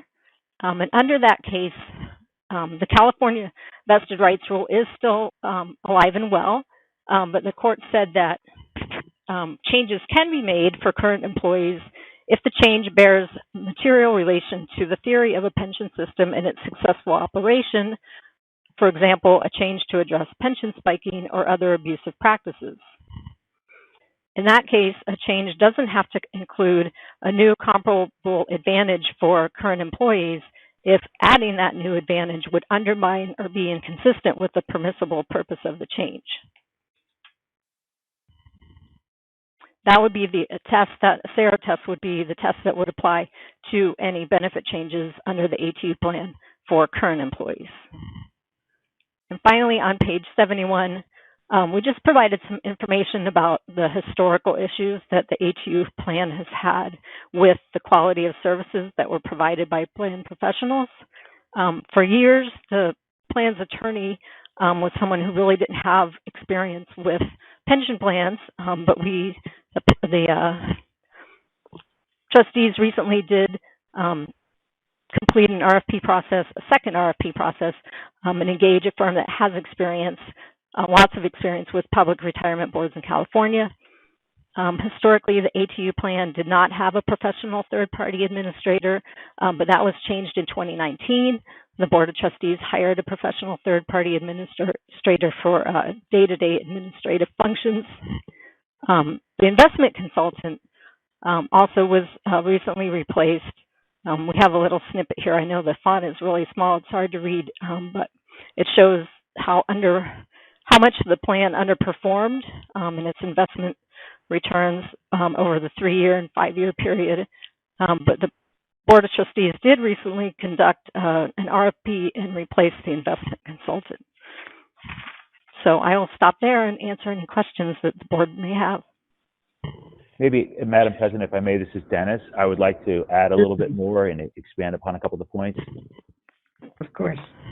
Go ahead. The district is very concerned about the woefully underfunded status of this plan, and I want to say clearly for the record that we're committed to working with the Amalgamated Transit Union at the bargaining table and with the Board of Trustees for the retirement plan to solve this problem. As Liz said, the contributions are something we negotiate at the table, and the benefits something controlled by the trustees, and it will take action on both fronts to right this plan. Liz walked through stuff, but I want to reiterate that this pension plan, the bus driver's pension plan, does not follow the same standard practices and norms adhered to by other pension plans. There are practices followed by virtually all other pension plans that this retirement plan does not follow. So it's vital that the trustees take action to mirror other plans, particularly in light of the fact that they have a fiduciary duty and it's woefully underfunded. For example, the trustees of other pension plans have established a direct correlation between the contributions received on behalf of participants and the earnings associated with those contributions, and then the ultimate monthly pension payments paid to the participant. With respect to that, when this plan was in underfunded status, below 80%, the trustees were still issuing 13th checks. That is an extra payment to drivers, a discretionary action taken, which should not occur by an underfunded pension plan. This pension plan has a habit of not making changes unless they're, I dare say, publicly shamed into making them. You may recall that under public comment, Mr. Shane Weinstein talked about how the pension plan now mirrors a year of pension credit with CalPERS, and that happened a year ago. And it's welcome news that it happened a year ago. The bad news is, for decades, this pension plan has been giving credit to people when no contributions came in. When you give someone credit and give them a pension based on that credit, you're giving them money that was not accrued in the pension plan. So you're digging a financial hole. So it's great one issue was addressed a year ago, but many, many more issues need to be addressed if this pension plan is going to have a chance at righting itself. Additionally, Liz talked about early retirement. If you retire at 50 years old and I retire at 60 years old, you'll get 10 more years of pension payments than me. So arguably, the younger person should get a smaller monthly pension. But if you have 30 years of credit in this pension plan and you're 50, you get the exact same payment every month as a 60-year-old. That's not fair to the 60-year-old person. So not only is it fiscally not responsible, it's not fair to plan participants, and it gives people credit for certain behaviors. Similarly, Liz talked about a survivor benefit, and if you have a surviving spouse. Well, if someone retires and they have a spouse several decades younger than them, and that person and that spouse are going to get the exact same monthly payment for many, many decades more than a single person, that is not fair to that single person who is a plan participant. And it contributes to the financial shortfall of this plan. So changes need to be made in many, many areas. And these are things that other plans have, and they're unique to this plan, where they give away pension credit, they give away pension payments that are completely unrelated to the status of the plan. The district has sent a couple letters to the plan. One such letter was sent in July of 2018, where we highlighted many of these concerns. We also called out the plan professionals. Shortly after receipt of the letter, the plan attorney announced that he was going to resign from his position. As Liz highlighted, he did not have extensive pension plan experience. In fact, he had insular pension experience because he worked for a firm that specialized in corporate law and patent law. The plan administrator, her experience was continuing the past practices of the plan. She was hired to be a part-time plan administrator when her father was the plan administrator and he was a retired bus operator. And so because they had professionals without the requisite expertise, they continued down a path where changes were not made to the plan, advice was not given to the trustees, where the trustees chose not to make collective votes to make changes. Another area that was problematic up until recently was transparency.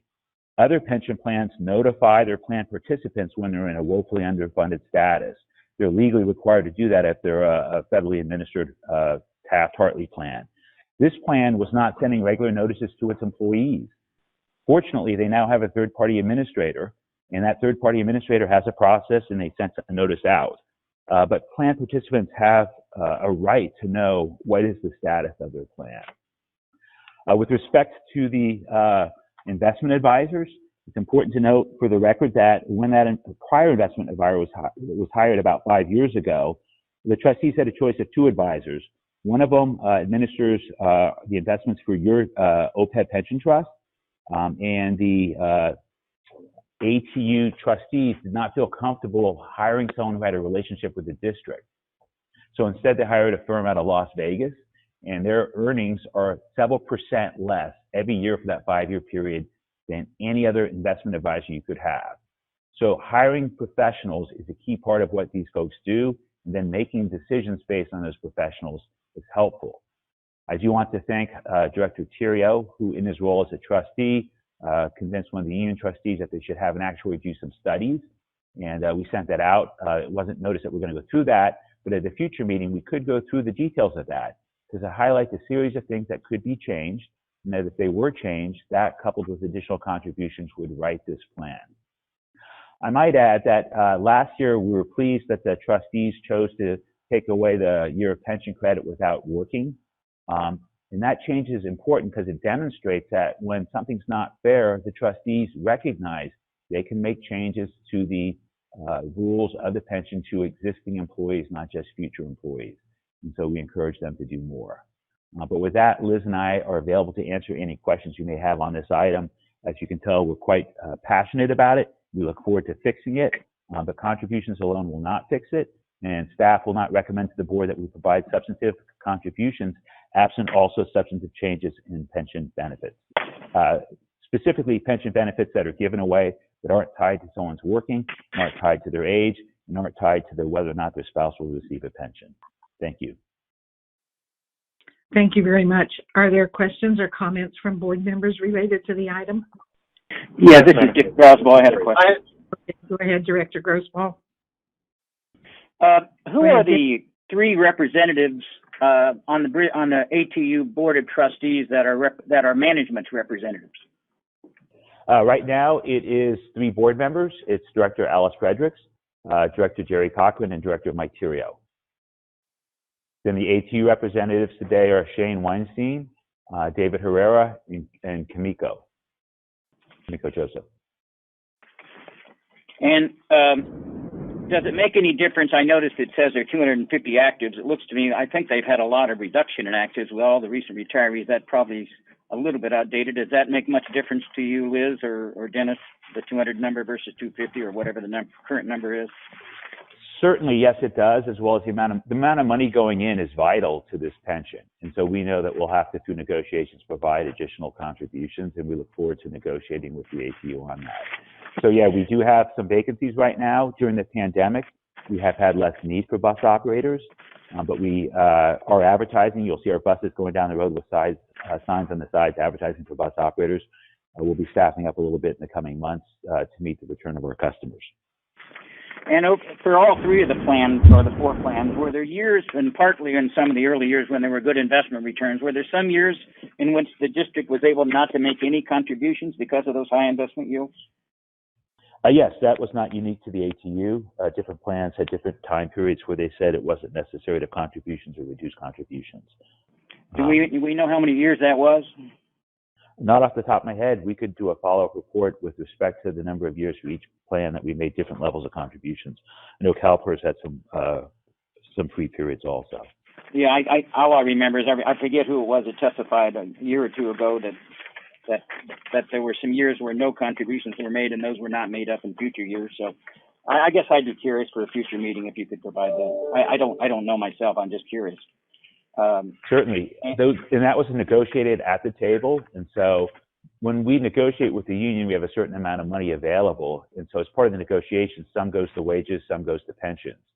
So for those years where the pension was flush, the negotiating parties agreed that they would put extra money into other things in terms of some retirement, non-pension, and supplemental payments, and also extra wages. In my understanding, I think you've confirmed it. It looks to me like a lot of the changes that you have requested, and I mentioned this to you recently, they have changed their legal counsel, they changed their administrator, they're in the process of changing their investment consultant. They gave up on the, I'm not sure they could do that spiking. There'd be very few people under the spiking now anyway with PEPRA, unless this recent DOL action changes that. But and then my understanding is they're also giving up on that joint and survivor difference, and then they're giving up on other things. So it sounds like your efforts in your letter and the requests that you've made of the trustees, both our trustees, management trustees, and the union trustees, they're moving forward, but it does seem like they need more money. That's all I have. All right, thank you. I heard another voice also. I'm sorry, Dennis. I had a couple questions. Could I respond a little bit to Director Grosboll? This is Dennis. Of course. We agree we need to give them extra money at the table. We also, though, hope to have additional changes made. Raising the retirement age a little bit helps, but to subsidize it still doesn't. When someone retires at a younger age, your monthly payment should be less. And so we have had some constructive conversations at the table, and we look forward to continuing those to achieve more normalcy of this plan with other plans. Okay, and I hear Director Theriault's voice. Director correct. Theriault, would you like to go next, please? Yeah, I had a few things. I will say along with Director Grosboll that to a degree, spiking has been dealt with by PEPRA.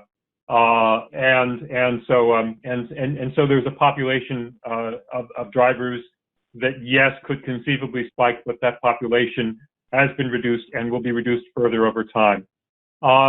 I would, with regard to the investment advisors, they came on before I came on to the under the board of trustees. God help me, I am at this point the longest serving district representative on the board of trustees, and I've only been there for a few years. But I do note, I know two things about those advisors. A, they woefully underperformed their peers, which is why we canned them and replaced them recently. We do have other advisors in place now. But B, over the last 5 years, their performance actually met and exceeded the assumed rate of return of the plan. So they are not in and of themselves the source of difficulties of the plan. We would have been better off if they had done what their peers had done, but we are not worse off as a result of having them than our assumptions would have provided. 13th check was gone well before I came onto the board. I don't know the history behind that. The document that I asked to be sent out to the other directors, and I understand there are noticing requirements that would make it difficult, if not impossible, to review today. I would point the directors to review particularly pages 11 and 12 of that document for discussion at a subsequent meeting, and I'm counting on discussion at the subsequent meeting. They actually talk about the limits of what those changes will produce in terms of benefits to the plan. They are not, that does not say they are not worth pursuing. They are definitely worth pursuing, but they, I read in the district's report here, in response to plans, actuary identified plan changes that were projected to eventually result in fully funded status of the plan at the current contribution level. I don't think that is sustained by the information we received from the actuary. I think General Manager Mulligan is correct in saying it would require both plan changes and additional contributions. What we have heard from the actuary, and Director Fredericks is free to contradict me on this if she wishes, is that the primary thing that will rescue the plan is a change in contribution levels. This is not going to be an easy discussion. There are things to be done on both sides, but I think we need to very calmly look at everything involved. Thank you. All right, thank you, Director Terrio. And Director Snyder, I know that you would like to respond also. I would like to reiterate that I believe that we should put the papers that Mike sent us on a future agenda for conversation. We got them this morning, and they're a little complex unless you've been involved in the negotiations and in the trust. So I'll request that we do that quickly. All right, thank you. Director Snyder, you had some comments. Yeah, no, I appreciate it, and I appreciate the information, and I know a couple of directors are wearing a couple of hats here. I appreciate Director Terrio's comments, and some along the same lines. I just, with my, we went through my other role as evaluating. We went through some really tough choices, and so it's kind of interesting. And seeing this funded at this level is very disturbing, and it seems like some of the stuff we're talking about is kind of nipping around the edges. And I don't know the entire whole history of the plan, how it's kind of felt from a private plan to a public plan in that transition, and what that means for funding.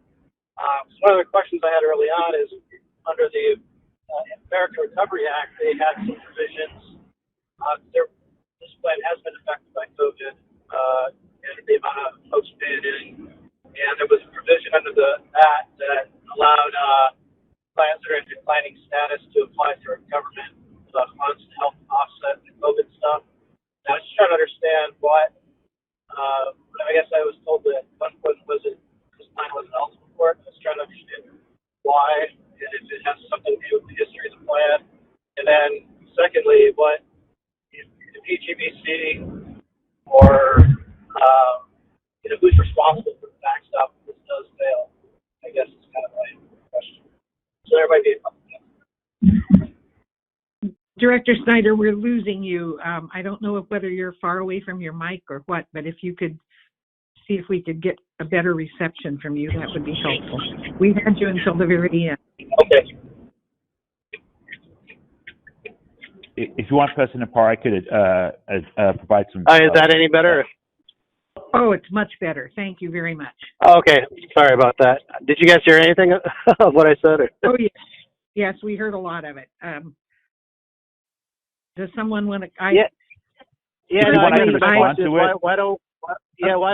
Why doesn't this plan qualify for the bailout funds under the ARA? And right, and I think that's what happens if it does fail? Who's on the hook for it? Right, we didn't hear that part clearly. So I can address that. Thank you. This is Dennis. If you want, for the backstop, there is no backstop legally. Morally, the district, arguably has a duty, and that's why we've been trying to pressure the pension trust to ease these last couple of years, and why we've increased contributions. But there is no legal backstop for this, unlike a lot of plans, because it is a separate trust. With respect to the federal bailout assistance, I would defer to the plan professionals who have expertise in pensions and administer many plans to provide input on that. And perhaps one of the district trustees could forward Director Snyder's question to their plan professionals for guidance. All right, thank you for all of those comments. Are there more directors, other directors that would like to ask questions or make comments? All right, hearing none. I had one more question. Is there any way to say, pull this plan into PERS or something that along those lines? If That's that an a interesting possibility at all? question. This is President Parr. That's exactly the question I've been asking for the last couple of weeks after I saw all of the information. I'm not qualified to answer that. I don't know if anyone on the line is, but that might be something we could look into. Dennis, do you want to comment on that, or Elizabeth, either one? We could come back next month with information on the plan actuaries, information from Chiron as well. At this point, we have looked into it for some of our other employee groups that wanted to switch pension plans in the past. It's complicated. The issue is if you were to switch new hires into CalPERS, then you would cease seeing contributions coming into this plan. So there's some challenges with the transition, but we can include that in next month's discussion on this very important topic. Thank you. I think I personally would appreciate that, and it sounds like Director Snyder would also. All right. Does that bring any other questions or comments forward? If not, thank you so much. That was so helpful. I was getting a text that someone is leaving soon. So thank you for this informative presentation. Madam Secretary, I believe that this concludes the discussion on the item and no action is required. So before we move on to 10E, which is the report of the Advisory Committee for the Review of Officers, which includes a closed section report followed by open section actions, as well as items 11, unfinished business, which is a closed section report on labor negotiations. I want to again thank everyone for being patient during the meeting. We'll be placing the public on hold and we'll reconnect the call after the closed session discussion. Mr. Manolius, please take us into closed session. Thank you, President Parr. At this time, the board will go into closed session on two different matters. First is for discussion with the negotiator with regard to the coalition and ATU. And second, for discussion about public employee performance evaluation and a conference with the negotiator with the officers, which was, in this case, President Parr, pursuant to Government Code Sections 54957 and 54957.6. Thanks. Thank you. Thank you. We're going to put the public line on hold now. All right, we're back in open session. All right, thank you very much. Kim, would you take us out of closed session, please?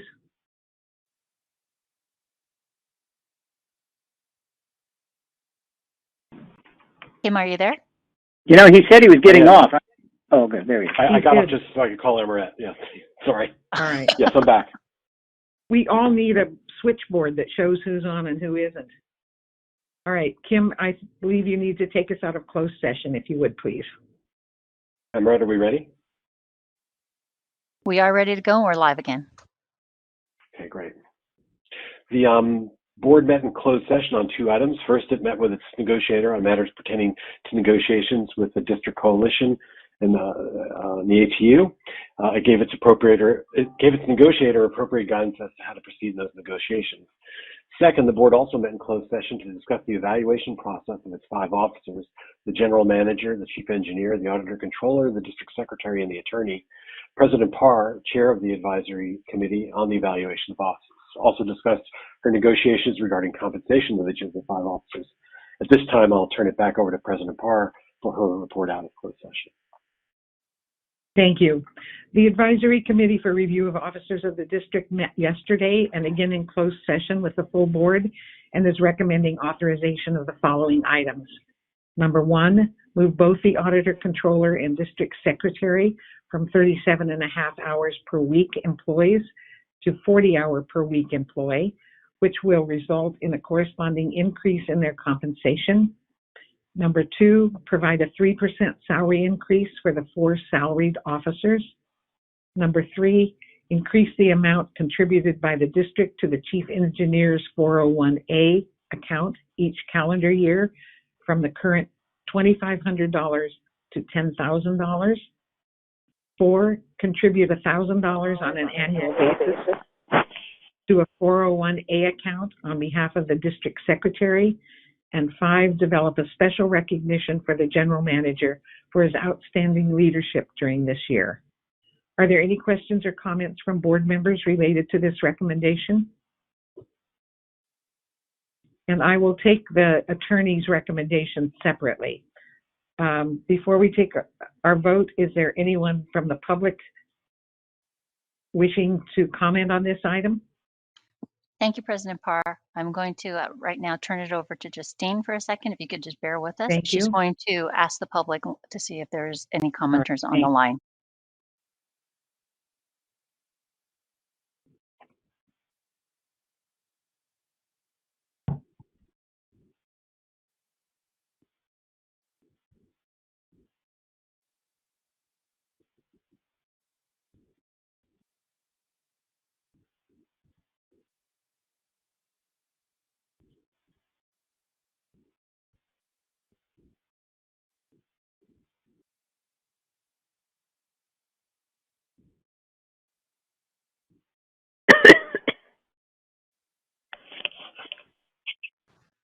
Thank you, President Parr. We have one speaker. It's going to be David Pilpelt. David, are you still on the line with us? I am. Can you hear me now? We sure can. Go ahead. Great. Just appreciate the report out. Just 2 questions or clarification to follow up.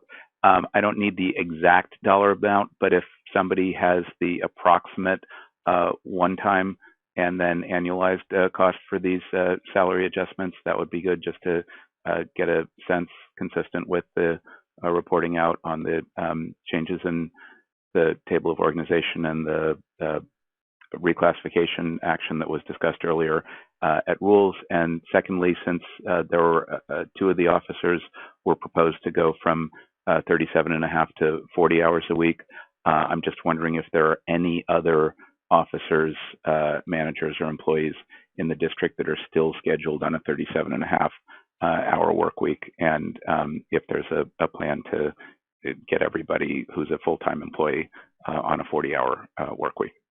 Those were my questions and clarifications. If those could be addressed, that would be great. Thanks for listening. Great. Thank you. On this particular part of the item, it's my understanding that there are no other employees that are still 37.5 hours a week, that they were all unceremoniously moved to 40 hours. I believe it was in 2019, and the cost for this portion of the item is approximately $60,000 a year, or $60,000 from now until the end of the year, so it would be $120,000 for the full year. And that we have no other speakers. All right, thank you. May I have a motion on this recommendation, please? So moved. This is Patty. Second. May I have Frederick? Thank you. Madam Secretary, would you please conduct a roll call vote?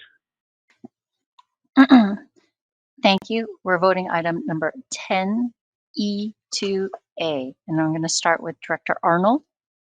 Absent. Director Conroy is absent. Director Fredericks. Yes. Director Garbarino. Yes. Director Giudice. Yes. Director Grosboll. Yes. Director Hernandez is absent. Director Hill. Yes. Director Maston. Aye. Director Melgar is absent. Director Rabbit is also absent. Director Rodoni. Aye. Director Snyder. Director Snyder, was that an aye?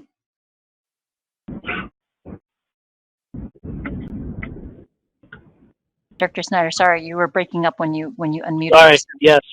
Thank you. Director Stephanie, absent. Second Vice President Cochran. Yes.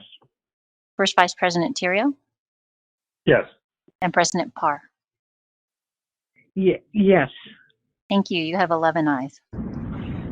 Thank you. And I'd like to publicly thank the Officer Evaluation Committee for their hard work, for the attorney and for Joe Wire, who supplied background information and kind of kept us going, especially Kim Manolius, who did a lot of the groundwork, along with Carmen Clark, who helped us prepare the questions and the evaluations. So thank you. That item is adopted. Next item from the Advisory Committee for the Review of Officers. They are also recommending authorization of Board Item 10E2B with regard to the attorney to approve an increase in the hourly blended rate for legal services charged by Hanson Bridget to the district to $460 an hour for 2 years beginning January 1st, 2022 through December 31st, 2023, and to $505 per hour for the next year period from January 1st, 2024 through December 31st, 2020, and an increase in the fixed portion of the arrangement with Hanson Bridges from $100,000 a month to $110,000 a month. Are there any questions or comments from board members related to this recommendation? Before we take our vote, is there anyone from the public wishing to speak on this item? Thank you, President Parr. I'm going to poll the public line again and while I put the board on hold for a second. Thank you.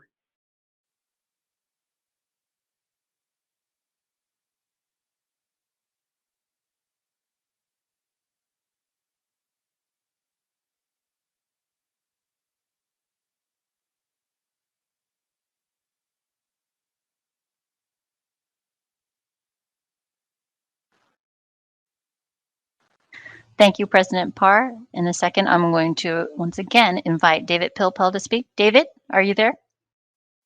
I am. Can you hear me okay? We can. Thank you. Go ahead. Great. Thanks. I've got no problem with this, and I neglected to mention on the previous item and on this that the officers, including the attorney and the whole team down at Hanson Bridget, are doing great work under continuing difficult circumstances. And as we heard with the pension item, there's all kinds of complications around these very issues, and they're helping you and the district and the public navigate all of these difficulties. And I appreciate the whole team down there and at the bridge and the district. And so I just wanted to take a moment to pass on that appreciation, at least from this one member of the public. Thanks very much. Thank you, David. Thank We you. have no May I further have, speakers. all right, thank you. May I have a motion on this item, please? So moved. Thank you. May I have a second? I'll second it. Thank you. Madam Secretary, would you please conduct a roll call vote? Thank you. We're voting on item 10E to B, starting with Director Arnold, who's absent. Director Conroy is also absent. Director Fredericks. Yes. Director Garbarino. Yes. Director Giudice. Yes. Director Grosball. Yes. Director Hernandez is absent. Director Hill. Yes. Director Meston. Aye. Director Melgar is absent. Director Rabbit is absent. Director Rodoni. Aye. Director Snyder. Yes. Aye. Thank you. Director Stephanie is absent. Second Vice President Cochran. Yes. First Vice President Theriault. Yes. And President Parr. Aye. Thank you. You have 11 ayes. Thank you. The item is adopted. Moving on with the agenda, we have no new business to report. Item 13 is communications, and please contact the district secretary's office if you would like a copy of any of the communications. We've reached the end of the agenda, and there are no further items to be presented to the board. Again, thank you to everyone who joined us for today's meeting. May I have a motion to adjourn the meeting? So moved. So moved. Also.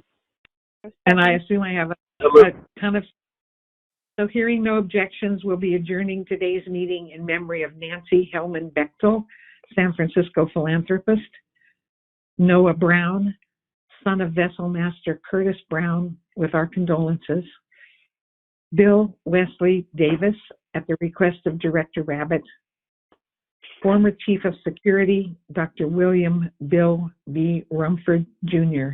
Please join me in a moment of silence. This concludes the meeting of the Board of Directors. The time is 12:25, and thank you again, all of you.